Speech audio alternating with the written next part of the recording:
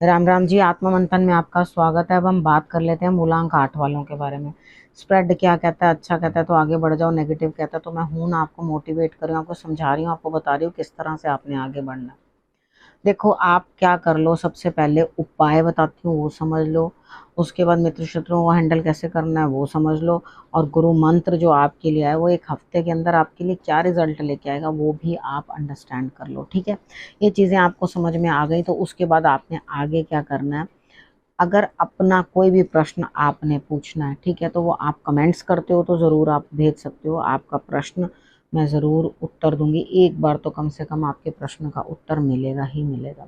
ठीक है, अब बात कर लेते हैं मंडे। मंडे वाले दिन आपके लिए क्या रह रहा है। यहाँ पर मुझे ऐसा लगता है कि आप कंजूस बन रहे हो, कुछ शेयर करना नहीं चाहते, कुछ देना नहीं चाहते। अदरवाइज आपके पास किसी चीज़ का कोई अभाव नहीं है, लेकिन ब्रेन जो है ना वो आपका मतलब कितने ख्यालों में, कितनी बातों में उलझा पड़ा है, आपको खुद को समझ नहीं आ रही कि आखिर आपको करना क्या चाहिए। ठीक है, तो पहले अपने जो है सामने देखो। कितनी बार होता है कि हमारे पास जब किसी चीज़ का कोई अभाव नहीं होता, अगर फिर भी हम कुछ सोच नहीं पा रहे, तो यहाँ कहीं ना कहीं हमारी अपनी बुद्धि की जो है कमज़ोरी होती है, कमी होती है कि भाई सब कुछ है उसके बावजूद भी हम कोई ये चीज़ नहीं सोच पा रहे कि हमें करना क्या, क्या नहीं करना।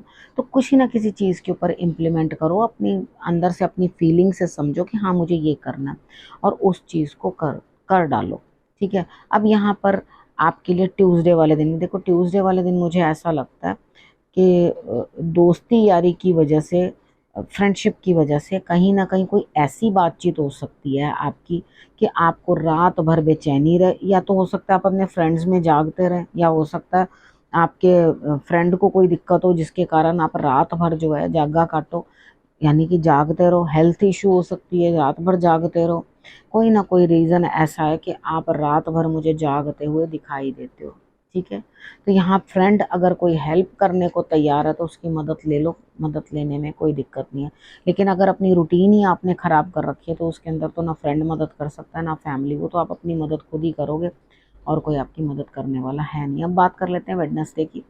वेडनेसडे वाले दिन मुझे ऐसा लगता है कोई है जो आपको ये मोटिवेट कर रहा है लगातार, कोई लेडी हो सकती है जो खुद भी कुछ ना कुछ अचीव किया हुआ है और आपको भी चाहती है कि आप कुछ ना कुछ अचीव करो।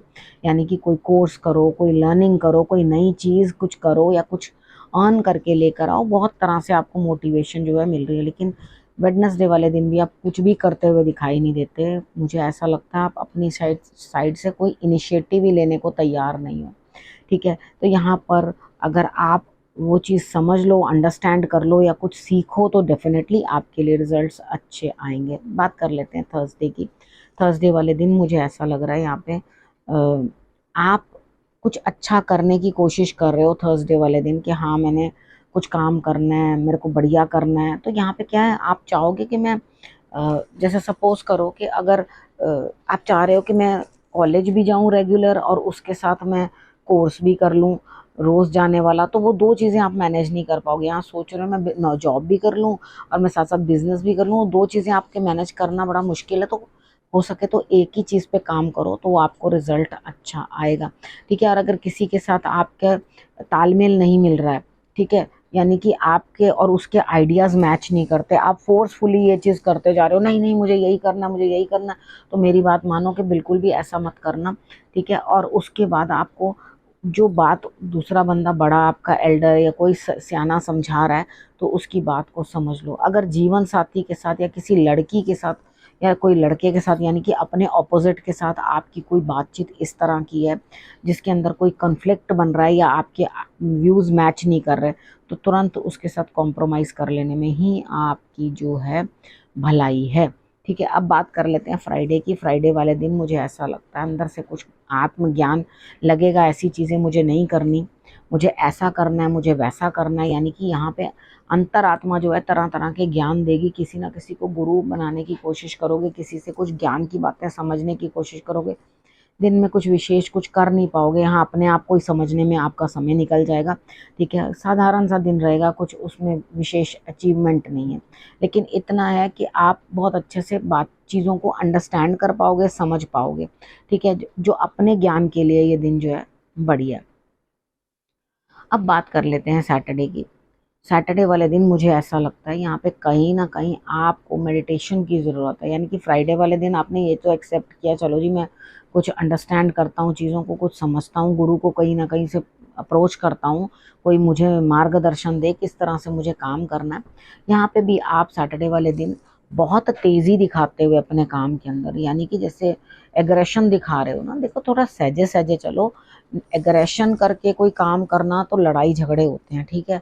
यहाँ पर बहुत तेजी से आप किसी काम की तरफ बढ़ते हुए दिखाई देते हो, तो यहाँ पे आप परेशानी क्रिएट करोगे अपने लिए, वो मत करो। थोड़ा शांत रहो, थोड़ा थोड़ा तरीके के साथ हर चीज़ जो मैनेज करोगे ना तरीके के साथ। आपके अंदर क्या चीज़ है, आप एकदम बड़ी तेजी से मतलब आफत मचा देते हो कि हाँ नहीं नहीं नहीं नहीं नहीं नहीं, ये तो ऐसे ही होना है, आज ही होना है, अभी ही होना है, ये होना है। मतलब वो चीज़ों को आप कलेक्ट भी कर लोगे चीज़ों को, और उसके बाद उनको इम्प्लीमेंट ही नहीं करोगे, ठीक है ना। सपोज करो जी मुझे कोई कोर्स करना है, उसके रिलेटेड मेरे को किताबें ले आनी है, मेरे को बुक्स लानी है, अब मुझे उसके लिए इस कोर्स के लिए ये चीज़ें चाहिए, वो प्रैक्टिकल करने के लिए ये चाहिए वो चाहिए, पर पता चले एक जगह सारी चीज़ें डंप पड़ी हैं, आपने तो एक चीज़ को भी यूज़ ही नहीं किया। यानी कि आप काम करने में हेस्ट तो बड़ा मचाते हो, लेकिन उस चीज़ को इम्प्लीमेंट नहीं करते, काम को करते नहीं हो। तो इन चीज़ों को अंडरस्टैंड करो कि मुझे काम को करना है और किस तरीके के साथ करना है। ये चीज़ें मेरे से डिले नहीं होनी चाहिए, मेरे को परेशानी इन चीज़ों में होनी नहीं चाहिए। अगर आप तरीके के साथ चलोगे तो डेफिनेटली आपके लिए रिजल्ट्स अच्छे आएंगे।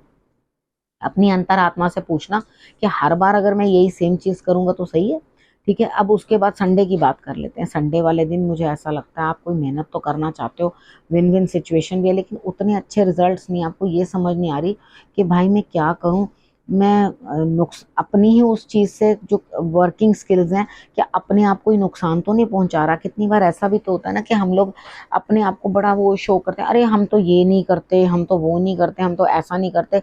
लेकिन जब आप अपनी दिनचर्या निकालोगे तो वो इतना गंदा रूटीन होगा आपका कि आप इतना ब्लंडर कर रहे हो अपनी बॉडी के साथ या अपने आप के साथ, कि आपको पता चलेगा अरे हमने इतना अपने आप को बर्बाद कर दिया, निगलेक्ट करते जा रहे हो, कुछ करते जा रहे हो। तो यहाँ पे आपको उदासी बनेगी बनेगी। यानी कि आप अपने आप को पूछोगे भाई क्या चक्कर है, मेरे साथ ऐसा क्यों हो रहा है, मैं क्यों किसी चीज़ में फिट नहीं हो रहा, क्योंकि आप अपने आप के अंदर से पूरा ध्यान ही नहीं दे रहे। यहाँ आप अब जब अपनी किसी भी काम के ऊपर आप ध्यान ही नहीं दोगे, चीज़ें लाओगे, वो पैसा तो आपने खर्चा कर दिया, आपने अपने माइंड में ये तो करे हाँ ये चीज़ें करनी है मुझे, वो करनी है तो वो करने, लेकिन वो करने की क्षमता नहीं है ना, अंदर हिम्मत नहीं है।